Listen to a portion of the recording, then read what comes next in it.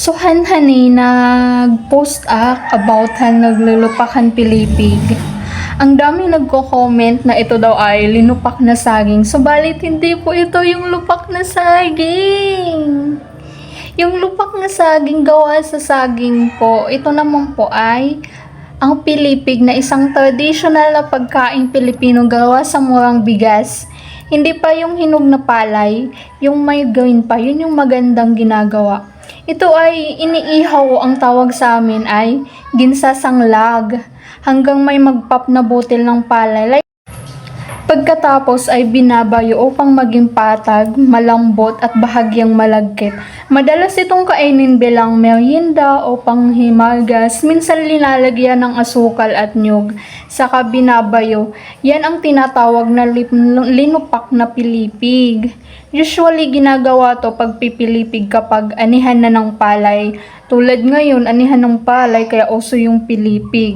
Ginagawa to pag may mga dayo tapos nagkakayaan magpilipig. Lalo na kapag may mga galing sa bayan, mga dalaga or galing sa Maynila. Nako, pag yan, nagkaayaan ng pilipig, ang daming pumupunta kasi minsan yun na yung ginagawa para makipagkaibigan, ganun, makipagkilala, lalo na pag crush mo yung galing sa Maynila. So yun po yung ginagawa. So may kasamang mga kwentuhan, minsan sinasabayan ng inuman. Ganyan po yung pagpipilipig dito. Pang traditional na ginagawa tuwing anihan. Hindi yun mawawala yung pilipig. Tapos, ito na nga, nagkayayaan yung magkakaibigan na magpilipig. Nakikita nyo yan yung puti. Yan yung pilipig. Makikita nyo sa video, yan yung pang sinasanglag. Parang hinahalo hanggang may mag-pop. Tapos kapag may mag-pop na yan, binabayo. Bayo yung tawag sa amin, parang dinidikdik. Yan po. So, kailangan mabilisan tapos full force yung yung pagdikdik doon sa palay. Para maano talaga yung dyan sa part na yan, alam nyo, makikita yung pagod na sila. Pagod na sila sa kadidikdik o yung tinatawag na pagbabayo. Tingnan nyo, ganyan palay talaga yung sinasanglag. Ganyan. So, sa part na yan, pagod na yan sila.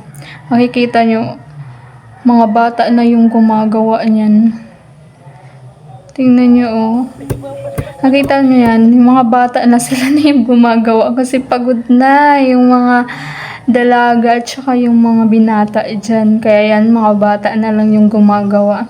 Tapos afternoon yan, pag nadikdik na lahat, yan, yung tawag sa amin, takyab, yung kinukuha yung, anong tawag niyan? Hindi ko alam pa anong tawag, basta, para matanggal yung, ang tawag sa amin, upa. Hindi ko alam kung anong Tagalog nun. Tapos after that, para gawing linupak na yan, yung ginagawa, yung kukuha ng yug, tapos kinakayod. Ganyan. Afternoon yan, dinidikdik ulit yung pilipig hanggang mapino ng konti. Pag mapino na yan ng konti, ilalagay yung buko. Tapos ihahalo, lalagyan ng asukal. Tapos ganyan na, yan po yung tawag na linupak.